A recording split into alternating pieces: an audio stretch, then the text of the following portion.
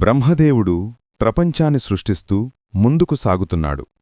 మానసపుత్రులు, సనక సనందన ఋషులు, రుద్రుడు ఇవన్నీ సృష్టించిన తరువాత ఆయన హృదయంలో ఇంకొక సంకల్పం ఉదయించింది. లోకాల్లో జీవులు పెరగాలి, వంశం కొనసాగాలి. అలాంటి ఆలోచనతోనే బ్రహ్మతేజస్సులోంచి ఒక మహాత్ముడు అవతరించాడు. అతడే ప్రజాపతి దక్షుడు. దక్షుడికి ప్రసూతి అనే దివ్యమైన భార్య లభించింది. వారికి అనేకమంది కుమార్తెలు పుట్టారు. అందులో ఇద్దరు ముఖ్యులు, అదితి, శాంతి, దయా, భక్తిగల అమ్మాయి. దితి అసూయ, ప్రాధాన్యం రావాలి అన్న కోరిక ఎక్కువగల అమ్మాయి. కాలం వచ్చింది. ఇరువురికీ కశ్యప మహర్షితో వివాహం జరిగింది. అదితి ఎంతో భక్తితో శాంతితో ఆయనను సేవించింది. దితికి మాత్రం ఒక కోరిక, నా సంతానం బలవంతులు కావాలి, లోకాల్లో పేరు తెచ్చుకోవాలి.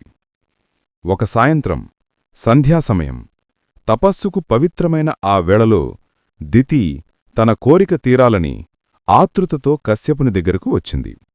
కశ్యపుడన్నాడు, దితి, ఇది పవిత్రమైన సమయం. ఇక్కడ మన సంకల్పాలు లోకాలను ప్రభావితం చేస్తాయి. కాని దితి ఆగలేదు.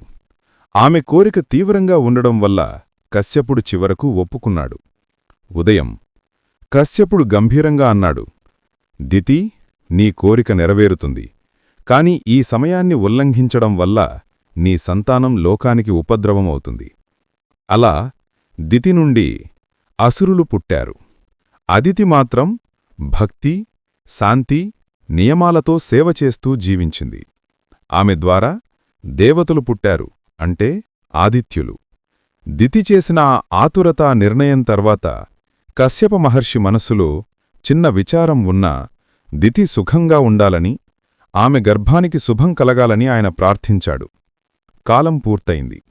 దితికి 2 శిశువులు పుట్టారు. వారు పుట్టిన క్షణంలోనే లోకాల్లో ఒక వింత ప్రకాశం, ఇంకోవైపు కొంచెం భయం, అలా 2 భావాలు కలిపి కనిపించాయి.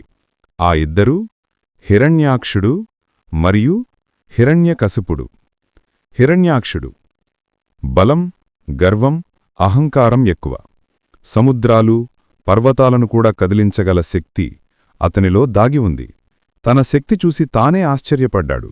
లోకాలు తన పేరుతో కంపించాలి అనేది అతని మనస్సు. హిరణ్యకశపుడు చిక్కటి సంకల్పం, తపస్సు. ఏది ఊహిస్తే దాన్ని సాధించాలనే తపన. తనకంటే గొప్పవారు ఉండకూడదు, తన మాటే ధర్మం కావాలి, అలాంటి భావం రగులుతూ వచ్చింది. దితి తన పిల్లల్ని చూసి ఆనందంలో మునిగిపోయింది.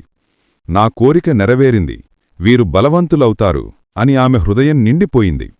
కాని కశ్యపుడు మాత్రం అంతర్లీనంగా ఆలోచించాడు. దితి చేసిన ఆ ఒక్క పొరపాటు లోకాలకు ఎలాంటి ప్రభావం చూపుతుందా అని. హిరణ్యాక్షుడు చిన్నప్పటినుండే గాలి ఎదురుగా నడుస్తాడు. అలలు అతన్ని తాకలేవు. పర్వతాలమీద పరుగెడతాడు.